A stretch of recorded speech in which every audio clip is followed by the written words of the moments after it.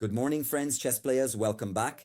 Today we're working on openings, and in particular how to punish an opponent who is not respecting the principles of openings, which as we recall are usually piece development and control of the center. To do this, we will analyze a historic and very famous game, the opera game by Paul Morphy against the Duke of Brunswick and Count Isouard, which, by the way, Morphy played blindfolded.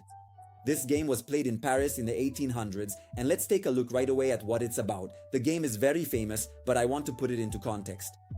With these principles, of course, Morphy, one of the strongest players of his time, and the Duke of simply an amateur. So obviously there is a significant gap between the players, so much so that Morphy was even playing blindfolded. But it helps us to understand certain principles. Let's say, to look at the opening, to play better, and to punish those who aren't doing so. The game starts like this. Let's put it right away. It's a king's game. Morphy is white. Knight to f3, d6, okay? The Philidor is actually playable, so here I won't criticize the choice. But after the move d4, black plays bishop to g4. And at this point, let's immediately introduce the first principle that, in my opinion, we should follow, which is to accumulate small advantages and not play for tricks. What does it mean to accumulate small advantages? In this position, for example, white has several moves with which he could try to threaten some tricks, one above all. Bishop to c4. What is the trick behind bishop to c4? If black continues to develop normally, usually knight, f6 is the move that's usually played here. There's this pawn trick. At this point, the bishop has to capture, because otherwise, after pawn takes, I exchange queens and even capture this pawn with the knight and then also take on f7. So here the bishop has to exchange in between. I can recapture with the pawn, and the trick is that I exchange here. The queens and the pawn on f7 is undefended. Then I can capture it.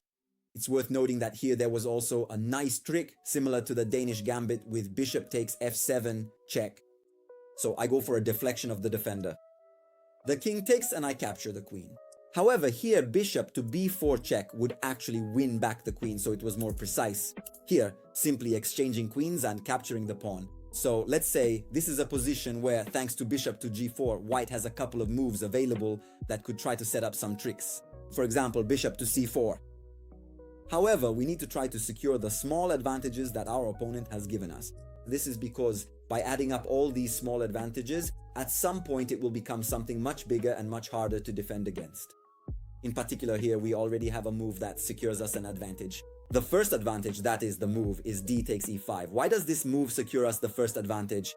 Because if black immediately recaptures, there's the same variation as before. So I take the queen on d8.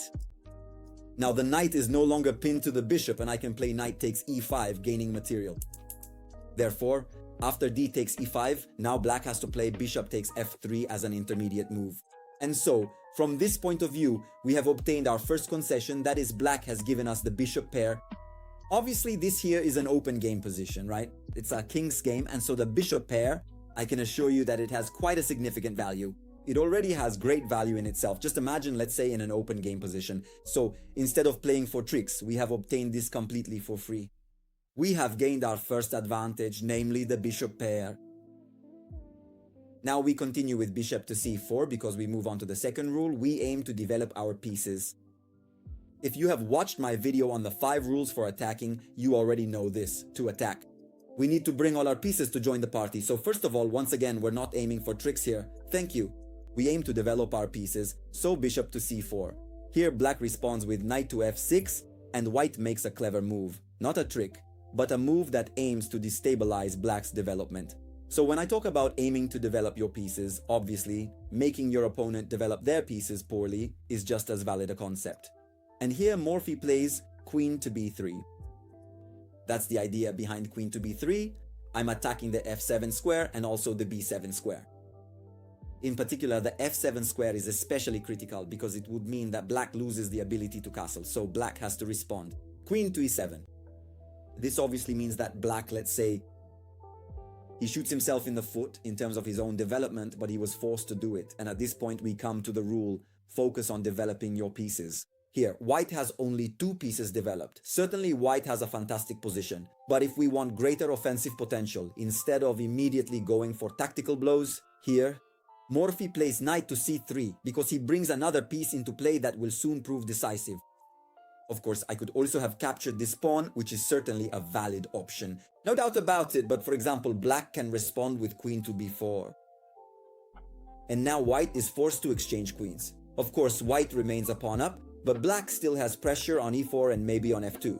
The position is clearly still in white's favor, but since white in this position has incredible dynamism, both because of the development advantage, the bishop pair, and because black has development difficulties, let's just say that allowing black to exchange queens here would be doing him a big favor. So here we keep developing our pieces. Knight to c3. At this point, black plays c6, obviously to reinforce the defense of b7, so at this point we stick to the principle and focus on developing our pieces. Bishop to g5, you see? Here I'm not evaluating tactics or gray moves or, I don't know, f4, opening the center, opening up the game. Let's just develop our pieces. Meanwhile, bishop to g5, surely this move can't be wrong. We really bother the knight, and above all, we give ourselves the possibility, of course, to castle short or to castle long. And at this point, black continues to make a mistake that leads us, let's say, to our third rule. Here, black plays b5. And now we move on to our third rule, that is when our dynamism is clearly superior. So let's start looking for tactical resources. First of all, let me try to explain to you why a move like this kind of move, is something you always need to think about over and over again. This move is an aggressive move. Okay, it's a move that costs a tempo. It's a move that, in any case, creates weaknesses in the position. For this reason, when you have to decide whether or not to make a move like this, you always need to consider your dynamism. What is dynamism?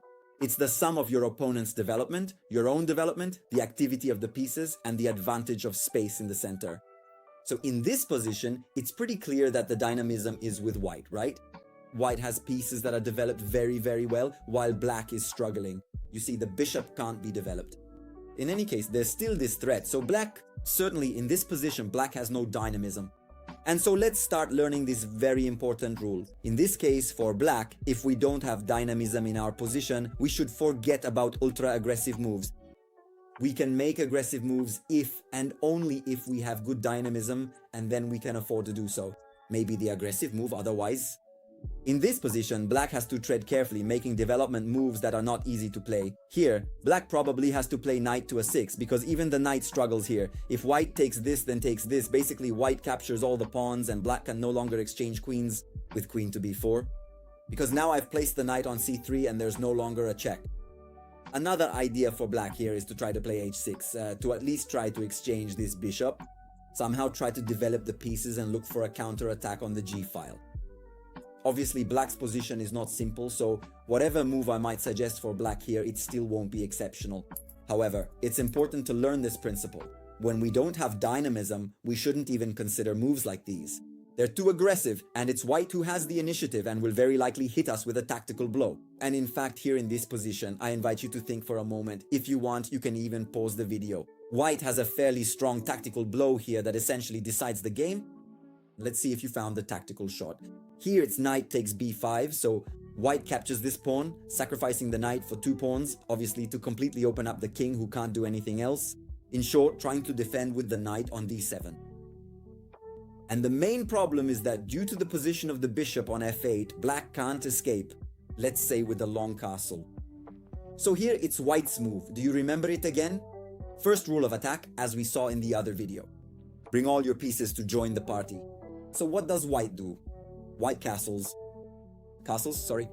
because he wants to bring the rook into play as well. At this point, black plays rook to d8, and so white brings all the other pieces into play. First, he sacrifices the rook on d7. It's not a real sacrifice, of course, because let's say all of black's pieces remain. They're all pinned, so rook to d1, now I can take it back whenever I want on the queen. Here there's this combination, the mate, also called the opera mate. In honor of this game, there's a very beautiful combination that lets white win the game immediately again. If you want to find it yourself, if you don't know it, pause the video and try to look for it. The combination is this: bishop takes d7, knight takes d7, and now comes a beautiful deflection sacrifice, which is queen to d8. Check, the knight is forced to capture, so the queen is sacrificed, and then rook to a8 is mate. A beautiful game, I repeat, by Morphy, played blindfolded. Just think, the journalists of the time, let's say, they wrote that Morphy was even better than Julius Caesar because Julius Caesar You know the old proverb, veni, vidi, vici. I came, I saw, I conquered. Whereas morphi, veni, non vidi e vici, meaning he came. He didn't see because he was playing blindfolded and yet he still won. So this was the joke that appeared in the newspapers of the time. So I brought you this historic game to show you these 3 rules on how to punish our opponent in the early stages of the game. So let's try. Here, let's review them all. Accumulate small advantages wherever possible. So let's try not to go for tricks, but instead to take small advantages. Then develop your pieces because all the pieces need to join the party. And if our opponent keeps making moves that make no sense at all, at that point, after we've developed all our pieces, we have a lot of dynamism.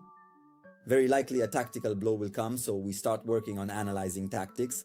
So the SCAC method.